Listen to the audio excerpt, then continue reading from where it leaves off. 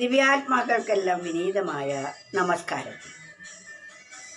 നമ്മുടെ ജീവിതത്തിൽ ആ പരമസത്യത്തെ അറിയാൻ നാം ബാഹ്യലോകത്ത് എവിടെ തിരഞ്ഞാലും അത് നമുക്ക് ലഭിക്കുകയില്ല. കാരണം ഈ ബാഹ്യലോകം ഉണ്ടായത് തന്നെ നമ്മുടെ മനസ്സ് ബഹിർഗമിച്ചപ്പോഴാണ്. ശബ്ദസ്പർശ രൂപരസ ഗന്ധാദികളിൽ കൂടി മനസ്സ് ബഹിർഗമിച്ചപ്പോഴാണ് ഈ ദൃശ്യപ്രപഞ്ചം ഉണ്ടായത്. എന്നാൽ ഈ ദൃശ്യപ്രപഞ്ചം ഉണ്ടാവാൻ കാരണം തൻ്റെ ഉള്ളിലുള്ള ആ പരമാത്മ ചൈതന്യമാണ്. ഒരു കവി അതിനെക്കുറിച്ച് പറയുന്നത് കേൾക്കും.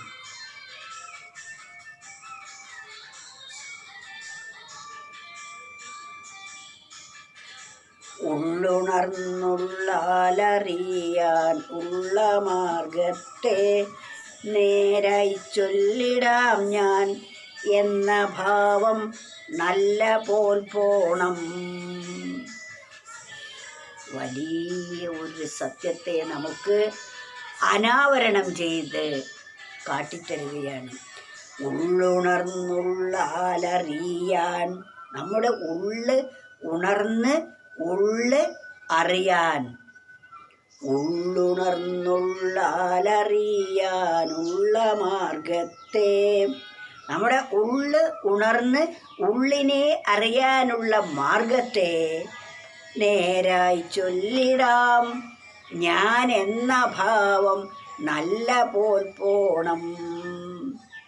ഉള്ളുണർന്ന് ഉള്ളറിയാനുള്ള മാർഗത്തെ നേരായിട്ടും പറഞ്ഞു തരാം.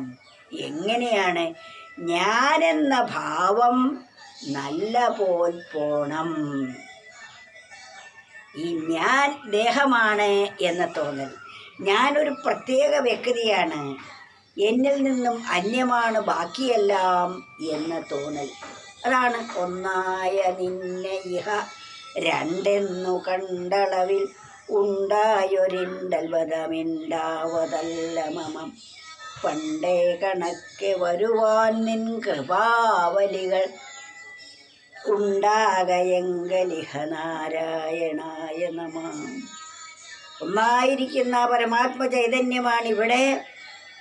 അതിൽ നിന്ന് വേറെ ഞാനുണ്ടായി. അപ്പോൾ ഞാൻ എന്നത് ദേഹമായി മാറി.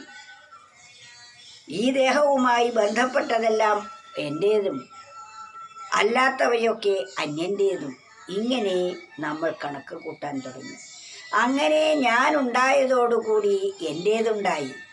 എൻ്റേതനേകമായി, നല്ലതായി ചീത്തയായി, വേണ്ടതായി വേണ്ടാത്തതായി, ഇങ്ങനെ തരംതിരിവുകൾ ഉണ്ടാക്കുന്നു.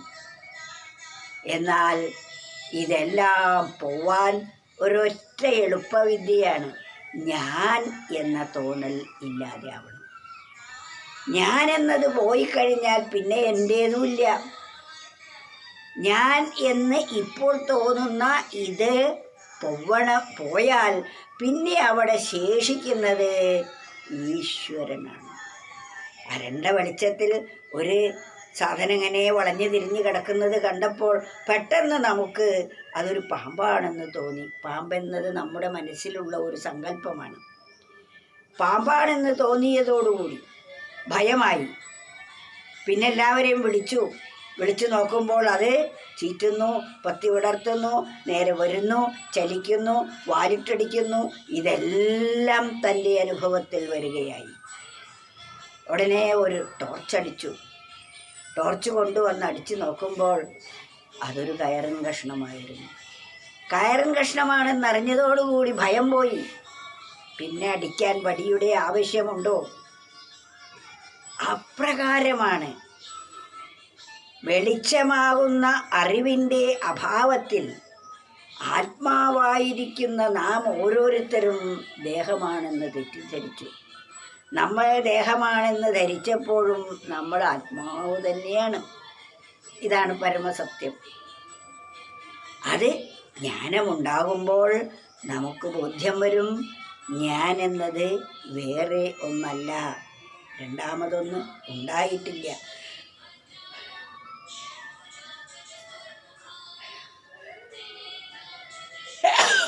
അതാണ് ഞാൻ എന്നത് പോവണം.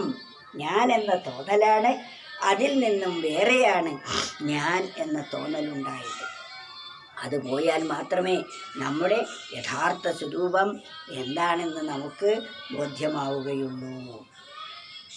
ഉള്ളുണർന്നുള്ള ആലറിയാൻ ഉള്ള മാർഗത്തെ നേരായി ചൊല്ലിടാം ഞാൻ എന്ന ഭാവം നല്ല പോൽ പോണം.